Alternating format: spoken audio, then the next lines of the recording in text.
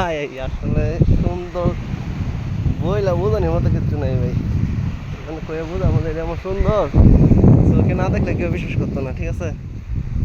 একজন কয়ে বোঝানোর মতো কিছু নাই, একমাত্র হচ্ছে ওকে দেখতে হইব। দেখ কতটুকু সুন্দর। সাইকেলে ঘুরাইছি বাড়িছি নামাজের পরে।